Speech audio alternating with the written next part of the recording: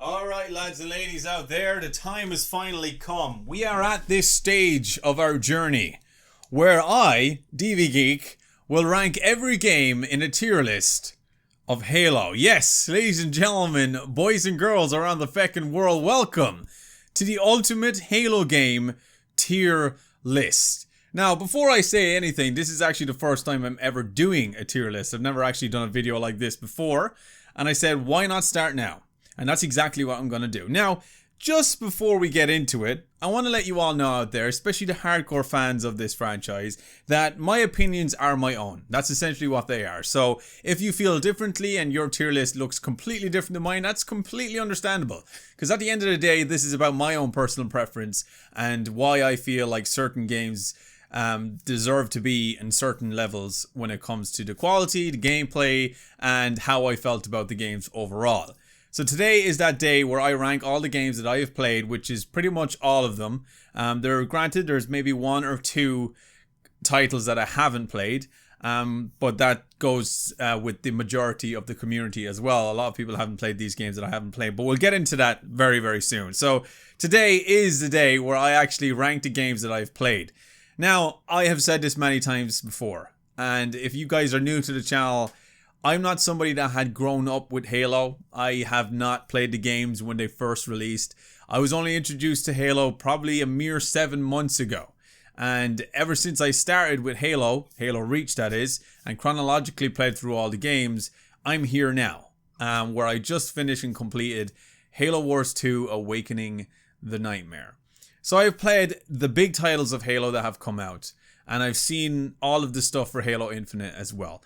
So I have a decent knowledge to an extent of what Halo can bring and what it has to offer as a video game. So this is going to be my own critical opinion on the games, and I hope you enjoy what I have to say about them, because that's what it's about. I want to give you guys a brief explanation why I feel certain games deserve to be in certain levels, and that's what it is. That's what it is today. So I hope you guys enjoy this video. So before we get started, please show your support by leaving a like. I greatly appreciate it. And of course, if you enjoy what I had to say about each and every one of these games, please consider subscribing to the channel. I greatly appreciate it, and you'll be a part of a very supportive and a very positive community here on YouTube. Alright lads, so with that being said, let's get into this. We're ranking every single Halo game in a tier list. Here we go. Alright guys, so here it is. As you can see, we have the Halo games down below, and we also have different levels to where I think each game deserved to be. Now there's going to be a couple of titles that will be ending up in the bottom, which is going to be the need to play section, because essentially I need to play them. But we have this in order of the following. So first of all, need to play are games that I haven't played. The worst games will be going into Grunt-like. The games that are kind of okay but not so great go into Marine class, and then anything above that, it's pretty high up there.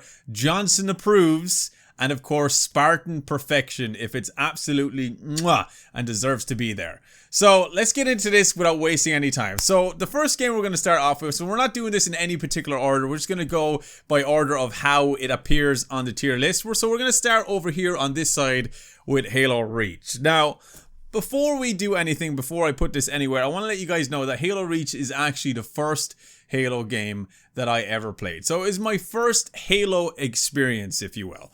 And a lot of you out there told me that I needed to start with Reach because that is essentially where the story begins. And, you know, chronologically, that's how I played the games. And I said, you know what, fuck it. That's exactly what I'm going to do. So I have this different experience than the majority of the fan base playing a more modernistic kind of game rather than the old school Combat Evolved first. So Halo Reach is my first experience, and you know, I'm not going to let that determine my overall criticism of the game and how I felt about it just because it was my first experience. But I am going to let you know that Halo Reach was definitely one of my favorite Halo experiences, even if it was my first. But looking back at it and all of the things that you could do, different vehicles that you could drive, and, you know, the story and the voice acting and the music and the gameplay, it all really stood out to me. There was so much you could do in it, and I loved it. I loved it very, very much. So for me, Halo Reach goes straight up to Johnson approves. Not quite Spartan perfection, but definitely up there in one of my favorites and one of the best games that I've played out of all of them that I have played. Now we're on to Halo 2. So Halo 2 is a fantastic game. This game is one of those games that are just so goddamn legendary, and I can see why. Now, when I played Halo 2, I did play the anniversary version of the game. And that is with Blur Studios cutscenes that are just completely unmatched and untouchable, that even made the game way better than its predecessor, I'm sure. Now, I'm not speaking out of experience because I didn't play the original Halo 2. I played straight into anniversary graphics, as a lot of you told me that's what I need to do, because the cutscenes are gorgeous and the gameplay is gorgeous, and overall my experience with Halo 2 has been nothing short of phenomenal. So I'm going to be basing my critique on Halo 2 from Halo 2 Anniversary, because that is the one that I have played. So we're going to be treating this as Halo 2 Anniversary, not old school Halo.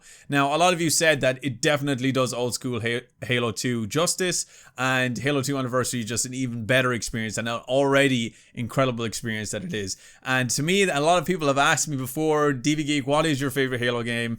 I have said many times that Halo 2 Anniversary is my favorite Halo game, because the cutscenes are gorgeous, the game is gorgeous, and just the overall gameplay and story and music score by Martin O'Donnell, absolutely fantastic. I loved it to death. So Halo 2, ladies and gentlemen, goes straight up to Spartan perfection. That's how much I love the game, and I genuinely feel like it deserves to be there.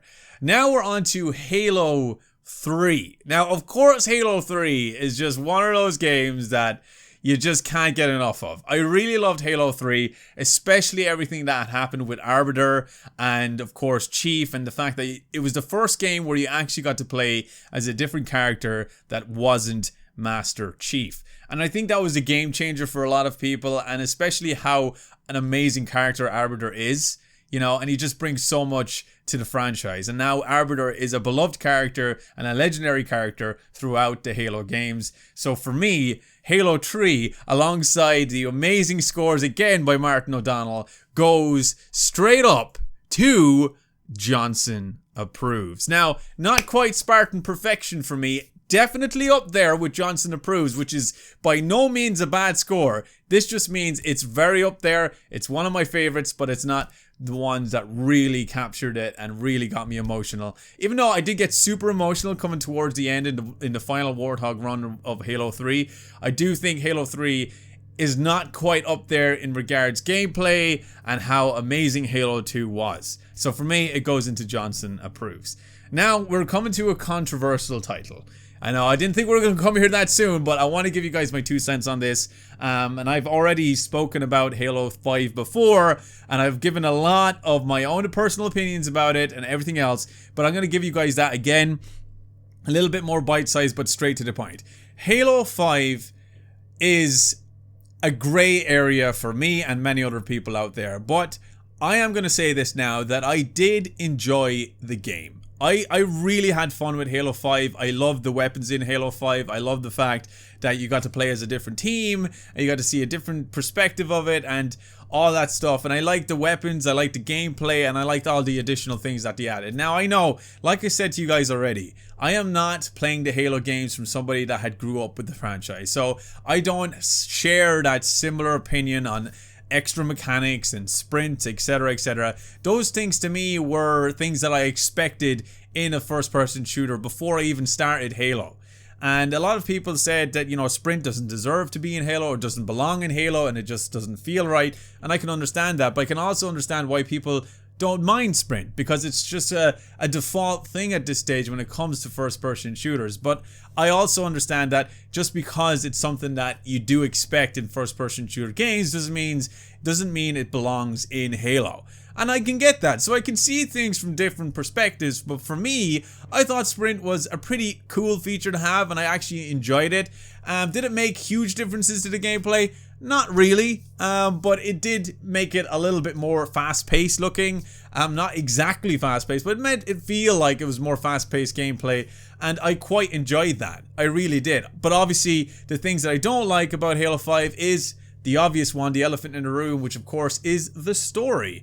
The story was awful. There was too much luck in there. There was too too much of these other characters that not many people really cared about because they didn't really build them up to be anything too important. Everybody wanted Chief, and I get that. And there is moments where you got to play as Blue Team and Chief, but it wasn't enough to be a worthy Halo title, and I can understand that. But if we want to treat it like a video game, it's a good video game. It's a lot of fun. You know, the weapons in it are so cool. And, you know, I just loved certain fight scenes in it and stuff like that. I enjoyed it. I really did. But it definitely does not, you know, hold a candle towards the likes of Halo 2, Halo 3, and previous games that we're going to be talking about very soon. So for me, Halo 5 is going to go into grunt-like. Now, I know, it's still at the bottom for me. Now, that's because the story is where it fell off the wagon for me,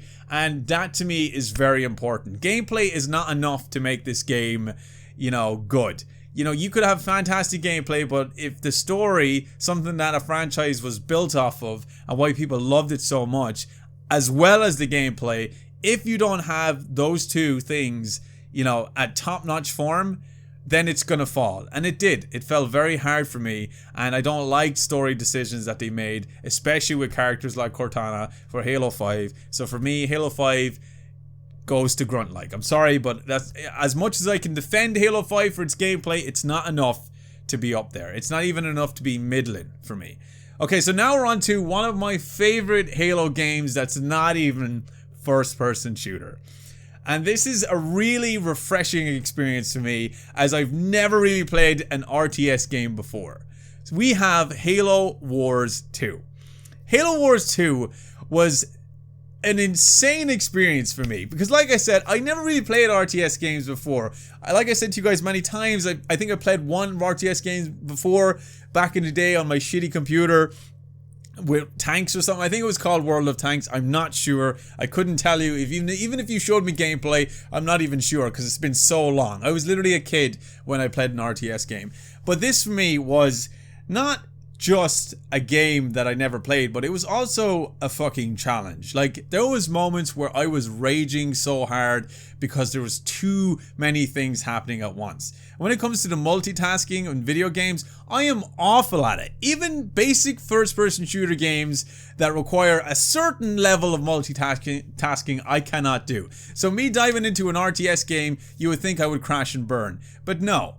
I kept going through this game, and the more I pushed and the more I learned and the more I figured out how to actually command my troops and what certain troops I'm supposed to use in certain situations, I started not just liking the game, but straight up falling in love with it. And it's not just the gameplay. It's the character designs, the little models and stuff. They're so cute. And the, you know, the little bits of dialogue that you get, a little bit of humor thrown in there as well, especially with the grunts and stuff like that. Incredible. And I also absolutely love the fact that they introduced a new enemy into it, which was the Banished. An enemy that we're going to get in Halo Infinite now. So that's a huge thing for me. Halo Wars 2 is probably one of my favorite experiences in the Halo franchise as a whole. And it's not even a part of the first-person shooter genre. So to me, Halo Wars 2, from experience from playing not just the main campaign, but also the DLC Awakening the Nightmare, which is so incredible as a DLC, it goes straight up to Spartan perfection. And that is the truth. Honestly, I genuinely loved Halo Wars 2 that much. It belongs to Spartan perfection.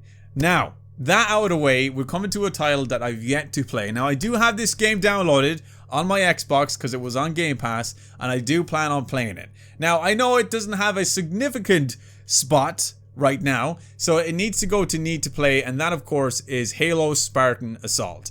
I want to know what that game is about. A lot of people said you don't really need to play it, but I think it's not a first-person shooter. I'm not entirely sure. I need to look into it. But I do plan on playing it. Maybe do some streams on it, or maybe just make some videos on it. I've yet to decide that, but we'll get to that as soon as it comes. Now, lads, we're on to a legendary title. And that title, of course, is the title that started it all. Halo Combat Evolved. This is where it all began, lads. Almost 20 years ago, a character named Master Chief was born. And it became a huge hit And people all over the world know who this character is. Even if you don't play Xbox, even if you have no idea about gaming, I guarantee you, you know this character when you see him. Yes, the majority of the people probably think his name is Halo, but it's not. It's Master Chief. This is where it all began, lads. Halo Combat Evolved. And I got to experience the classic version of Halo Combat Evolved. As many of you out there told me time and time again, DVGeek, you need to play Halo Combat Evolved the way it was made to play. And that was it, classic graphics. I did have the option to play Anniversary, but I said no. The community want me to play it the way they grew up playing it, and that's exactly what I did. And I could see the magic. I could see why this game is so legendary and so godlike to so many people out there. The gameplay was revolutionary at the time. You know, the mechanics, the character, the story, this whole world that Bungie had created from Halo Combat Evolved, you know, it grew into something so legendary, and I can appreciate that. And this is coming from somebody that had grew up with PlayStation all of his life and has always been so dedicated to the PlayStation console and never really even considered going near an Xbox title. But going back to Combat Evolved and playing that for the first time on the channel and just with all of you out there was an incredible experience. And not just gameplay, but music and story. It was all there. And it was the starting point of this legendary franchise. Now, I'm not going to base my opinions on this being the original Halo game. I'm going to base my opinions on how I felt about the game as a whole and how I think the game should have been ranked way back in the day. Not nowadays, because we all know it's an old game, but has it aged well? I think so. I think if anybody wanted to go back and play this game, they're still going to have a really good time with it. Yes, the graphics aren't great anymore and it's very clunky and would be considered quite slow, but this was the linear / kind of sandboxy gameplay that revolutionized the franchise. And it was a revolutionary title, not just for the franchise, but the genre as a whole. So I can appreciate that and I can see why that is.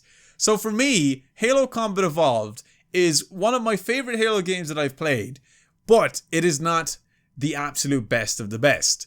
I think that's where Halo 2 shunned, and I think that's where Halo really set the marker when Halo 2 came out. So for me, Halo Combat Evolved goes into Johnson approves. Now, lads, we're on a title that really took me by surprise, and I'm sure that still stands for a lot of you out there as well. And any of you that skipped this one, I seriously, and I can't stress it enough, go back and play it. Halo 3 ODST. This is probably one of my favorite things that Bungie had done. I think it was a bold move, but I think it was a move in the right direction, and it kept the franchise fresh.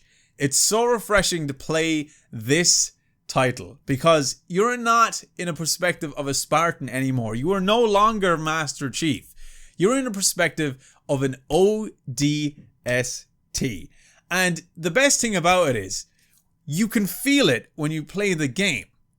You can feel, Jesus Christ, I need to forget, I am not a Spartan anymore. I could die very easily. And I love how they done that. They put you in a position where you feel like you have all the disadvantages in the world. Because you're going up against elites, you're going up against brutes, and you feel overwhelmed at times. And then when the Jackal snipers come in, that is when things get really, really heated and thrilling and exciting and nail-biting. On top of that, there's this revolutionary music, the jazz, man. You have to appreciate the jazz music that's in this because they don't just change your perspective of who you are playing in a Halo game. They also change the overall atmosphere of the game. Because there's moments in this game where you feel like you're kind of in a horror situation. You're in a position where you're just a normal guy in a fancy armored suit. You're not a Spartan anymore. You're not superhuman. You don't have these crazy superhero-like abilities. You're a soldier and you have to survive. And I love the fact that they put you in Mombasa. You're in this world. And you're in this somewhat semi-open world. And you can easily get lost if you don't pay attention. So there's those little things that make this a very thrilling and unique experience. And that's why I really loved ODST, and I cannot wait to go back and replay that game. And I genuinely hope that 343, they look into doing something similar like this again. You know, bring back ODST, give us a different story with ODST, because these are characters that are so beloved. You know, the ODSTs get so much love, sometimes more love than the Spartans, because there's just something so badass about them and how brave they are going into a situation where they can potentially die. Spartans, they've been created. They are these biological machines in these incredible advanced suits. You know, they don't feel fear. But the ODSTs, they feel fear, man. They know fear. And they have to embrace it to get through. And this game also introduced you to characters like Buck, who is a beloved character in the Halo franchise.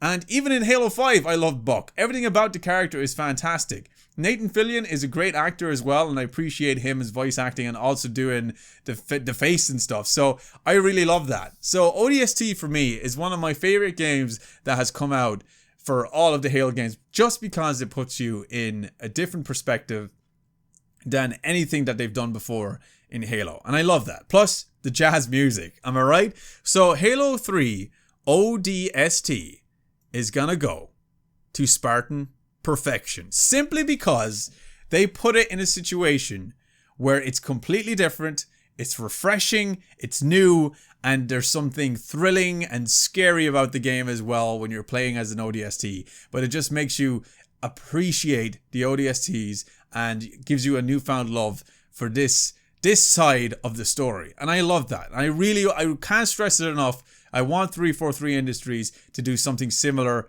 like that again in the future. Please, 343. I think we need it. It keeps the franchise fresh. And that's exactly what Halo 3 ODST had done.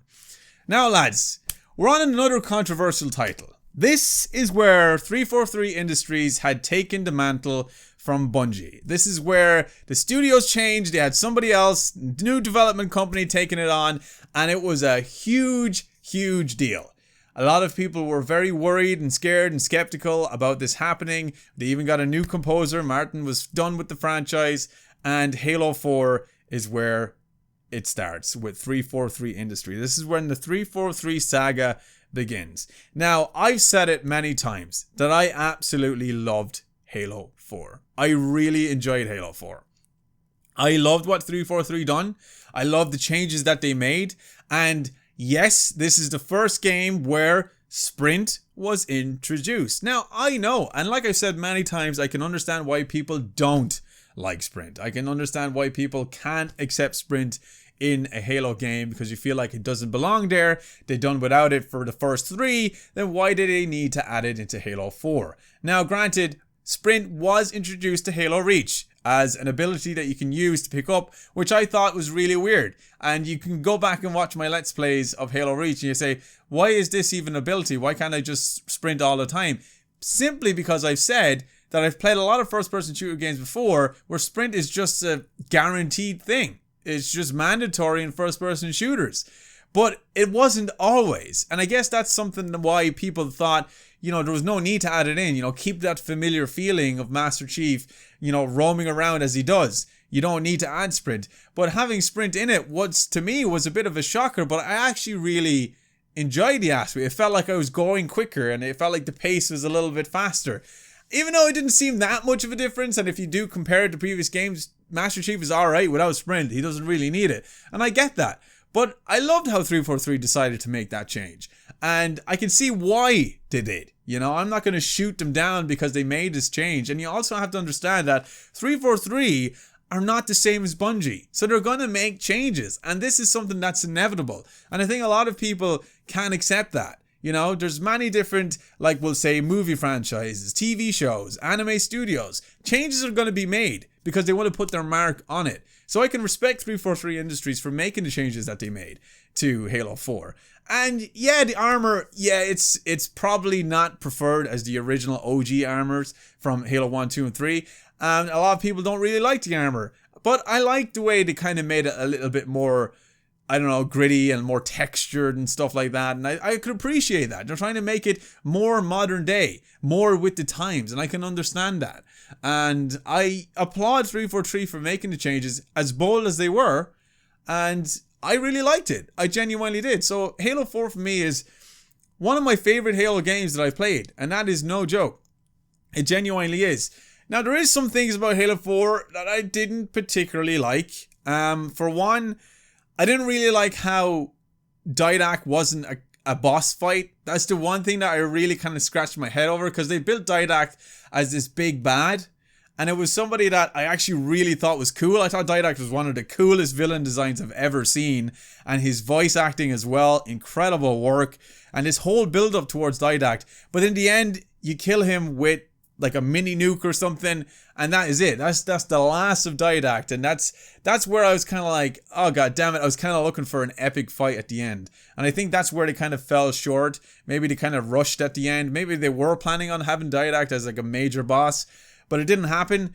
But the ending of Halo 4 is probably one of the most emotional endings, because it's the end of an era.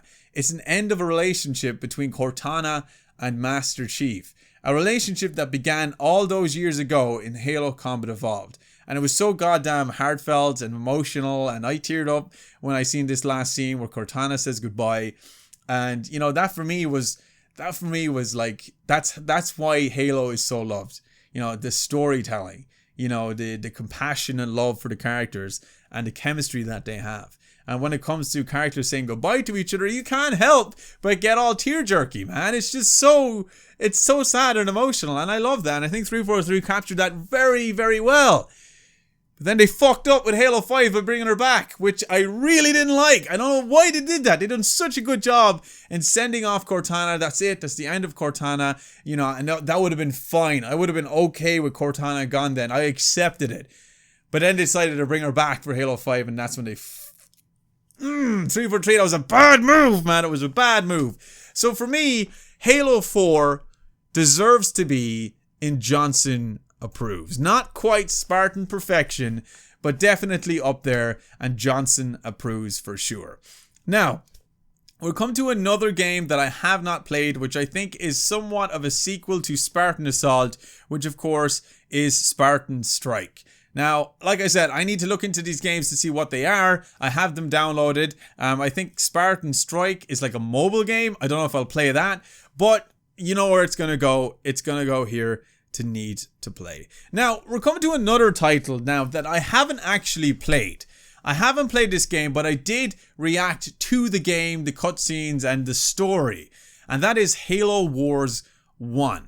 So, I don't know whether to put this into a category or just put it to Need to Play. I think I'm going to put it in Need to Play, but if I had to choose somewhere where it needs to go, simply from the story, I'm probably going to say it's going to go into the likes of Marine class. Now, that could change if I play the game and really enjoy it. Now, considering I've played Halo Wars 2, and I love that game to death, so it could very well be up there with Spartan Perfection. I do not know. So for now, I'm going to put Halo Wars 1 into Need to Play. Now, I'm going to let you guys know that I will be updating this list. Now, when Halo Infinite comes out and we play through the game and we complete it and all that stuff, I will be doing an up-to-date list, because I more than likely will have played through Halo Wars 1. I more than likely will play Spartan Assault and maybe Spartan Strike as well. And then after that, we'll see. So the next game that we have is another game that I actually haven't played, which is Halo Fire Team Raven. I think Halo Fire Team Raven is, actually I'm not sure what that is, but apparently it's a game and it's going to go into Need to Play because I haven't played it. Now, this is where I'm going to shock you all. I am going to do a quick re-review of this tier list because I just noticed that none of the games made it to Marine class, which is interesting. So we're going to go through these just really, really quickly to see if there's anything that does actually need to go down a level or up a level. And from looking at my list, if we start with Need to Play, we don't need to do anything with that because I do need to play them. Halo 5, that deserves to be in Grunt-like because obvious reasons. And then we have Johnson Approves. Right now we have Halo Reach, which is a fantastic game, and I love that game to death, and my first Halo experience. And then we have Halo 3, a godlike kind of game, really awesome stuff, but not quite up there with my favorites. Halo Combat Evolved is legendary in its own right. That doesn't need to move. And then there's Halo 4. So I'm going to make the executive decision, and I'm going to say that Halo 4 is going to stay where it is, and Halo Reach is going to go to Marine class.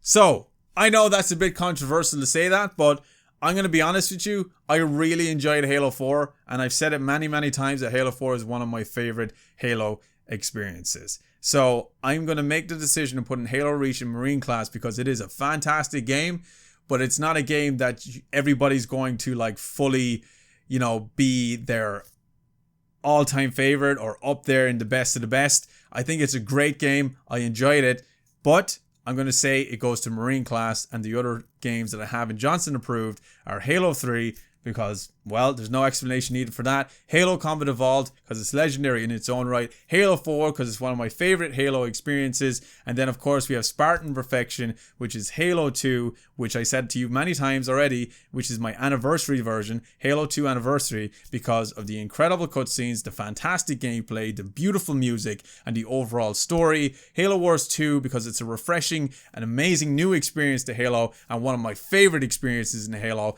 And Halo 3 ODST because it is a way different game than previous Halo games. The music is different and I love it, and I just love the overall atmosphere and story of Halo 3 ODST. Now, I want you guys to take a moment. I want you guys to take a moment and look at this tier list. Now, I don't want you guys judging this tier list up and comparing it to your own, because you know straight away, before you even clicked on this video, that this is going to be a very different tier list than your own. And it's going to be a very different tier list than what you're used to seeing. But this is it. This is my own personal opinion from my own first experience and first-hand experience with Halo. This doesn't come from nostalgia at all whatsoever. This comes from somebody that had recently played through all of the games and have enjoyed it for not just the gameplay, but the story as well. On top of that, the music and art direction and everything else in between. This is my tier list of all the Halo games that I have played to date. Now, when it comes to doing my updated version of this tier list, there may be changes because I am currently in the process of replaying these games. So you're going to get not just a first-hand experience, but a second-hand experience with these games. And I'm going to amp up the difficulty to legendary. So I'm going to be playing these games in the way that people struggle and people have a hard time with, but it'll also give me a better idea of how the gameplay works and get me more in depth with how to feel when it comes to these games. So the second tier list is going to go basically on my complete and utter understanding of the franchise and a completely refreshed version of it. But for now, and my own first time playing experiences with the Halo games and the entire Halo franchise, this is my Halo tier list.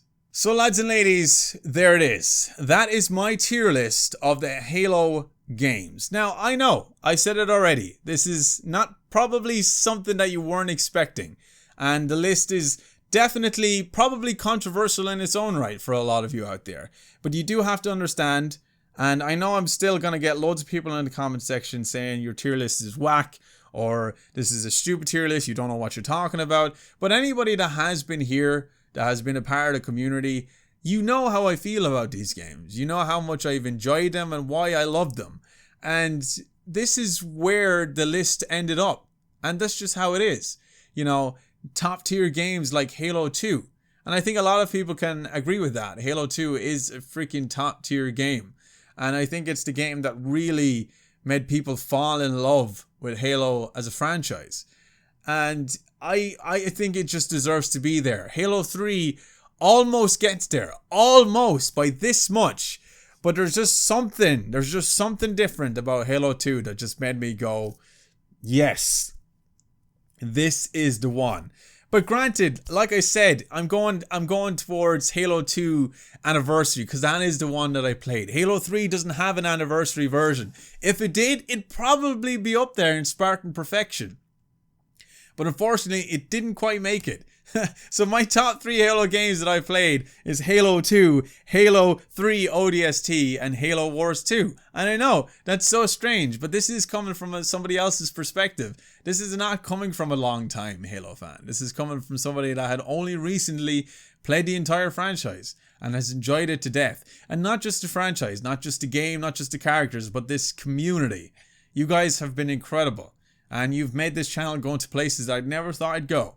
So I just want to say I'm incredibly grateful for the love and support that this community has shown me. Somebody that was the PlayStation guy has now can finally call himself the gamer guy, because I love both sides of the spectrum now, and I will continue to love the Xbox games that come out and the Xbox console and whatever other games come out in the next few years. I'm here to stay, and that is for sure. Anyway, lads and ladies, there you have it. That was my Halo tier list. I hope I didn't trigger too many of you at home. Like I said, take it with a grain of salt. Take it as you will. This is my own tier list. I'm sure a lot of you have your own things on it. So if you guys want to share your tier lists with me, you can. You can follow me on Twitter and share it to me there. And I'd love to see what way you guys put your games in what order. Even if you want to do the similar one to me, with the titles and stuff, you can. At the end of the day, it's the same thing. It's like from S class to F class or whatever. So I hope to see some of that there on Twitter. So I left a link to my Twitter if you guys want to head over there and leave me a follow and then share your tier lists, because I'd love to see them. But anyway, lads, that is it for today. I hope you guys enjoyed. This was in high demand. A lot of people wanted to see it and hear my thoughts on it. I think I've done a pretty good job in giving my 2 cents on these games, and I hope you enjoyed it. But anyway, I'm going to end it, lads. Thank you so much for watching, and as always, stay geeky, stay cool, be awesome, and be happy, and I'll see you dudes in my next Halo video. See you later, dudes!